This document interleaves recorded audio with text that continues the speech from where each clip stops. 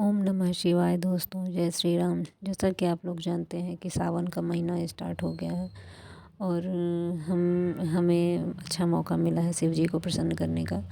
तो इस मौके को हाथ से ना जाने दीजिए। आपकी कोई विशेष इच्छा है तो आप इस एक महीने में अपनी उस विशेष इच्छा को, चाहे वो अपनी शादी की हो, चाहे नौकरी की हो, चाहे ट्रांसफ़र की हो या प्रमोशन की हो, कोई भी इच्छा आप इस एक महीने में शिव जी से पूरी करवा ही सकते हैं। तो चलिए वो विधि बताती हूँ, जो जिस विधि से आप पूजा यदि शिव जी की करते हैं तो आपको 100% फल मिलता है। शिव जी तो वैसे ही बहुत सीधे हैं, भोले हैं, एक लोटा जल से प्रसन्न हो जाते हैं। लेकिन यदि आपकी कोई विशेष इच्छा है तो उसके लिए विशेष पूजा भी करनी पड़ेगी। तो शिव जी की पूजा का ज़्यादा फल तब मिलता है जब आप खुद शिवलिंग घर में बनाते हैं मिट्टी के। तो आपको कोई विशेष इच्छा है तो आप यदि वैसे बने हुए शिवलिंग में भी ये पूजा करेंगे तो उतना ही फल मिलेगा, लेकिन पुण्य मिलेगा। लेकिन यदि हम मिट्टी से खुद बनाएंगे तो उससे कई हज़ार गुना ज़्यादा फल मिलता है। तो यदि आप ये कर सकते हैं तो मैं बताती हूँ उसको करना कैसे है। आप यदि मिट्टी आपको नहीं मिल सकती तो घर में गमले होंगे तो आप घर के गमलों की मिट्टी निकालिए थोड़ी सी। यदि ज़्यादा मिट्टी है आपके पास तो आप 11 शिवलिंग बना दीजिए, एक बड़े 10 छोटे, और नहीं है तो आप सिर्फ एक शिवलिंग भी बना सकते हैं। घर के गमले से मिट्टी लीजिए, उससे एक शिवलिंग बनाइए, उसमें उनका वो भी रहें, नाग देवता भी रहें, वो बनाइए, जलहरी बनाइए और किसी बर्तन में शिव जी को, लिंग को रखिए। प्लेट, गहरी प्लेट है ना, जिसमें अपन जो कुछ शिव जी को चढ़ाए तो वो सब कुछ उस प्लेट में जाए, ज़मीन में ना गिरे। ये सब आपको नहाने के बाद ही करना है ना। आपने शिव जी के बना लिए, शिवलिंग मिट्टी के बना लिए, फिर क्या करना है, पूजा में अपन को अपना संकल्प बोलना है कि मैं हर सोमवार को या डेली, जैसा आप कर सकते हो यथाशक्ति, कि मैं हर सोमवार को या डेली शिवलिंग बनाऊंगा या बनाऊंगी, है ना। पूरे सावन सोमवार तो मेरी ये इच्छा है, इसे आप पूरा कर दीजिए, है ना। और दीपक भी आपको जलाना है। जब आप पूजा स्टार्ट करें, शिव जी आपके बन गए, अब आप एक दीपक जला दीजिए शिव जी के सामने।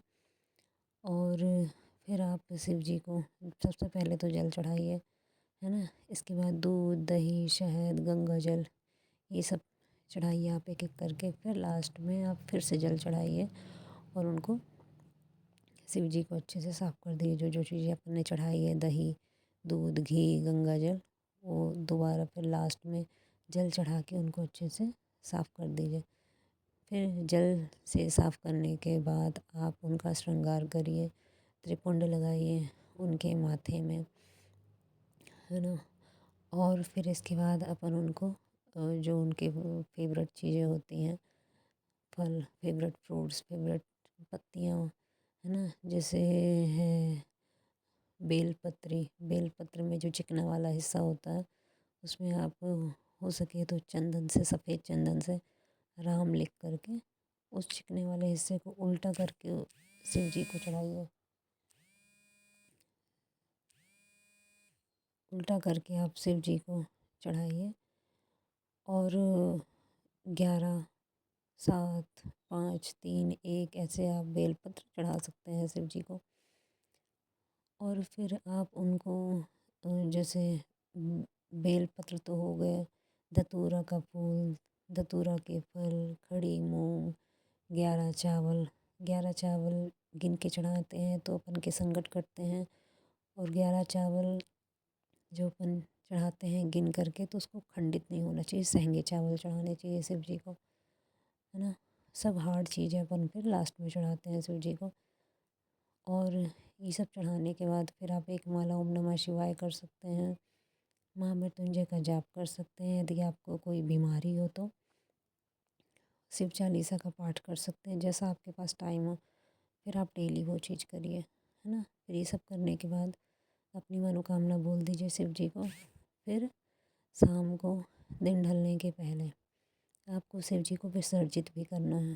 तो शिव जी को आप नदी तालाब में विसर्जित मत करिए, क्योंकि बरसात का मौसम है, अभी बारिश भी बहुत हो रही है।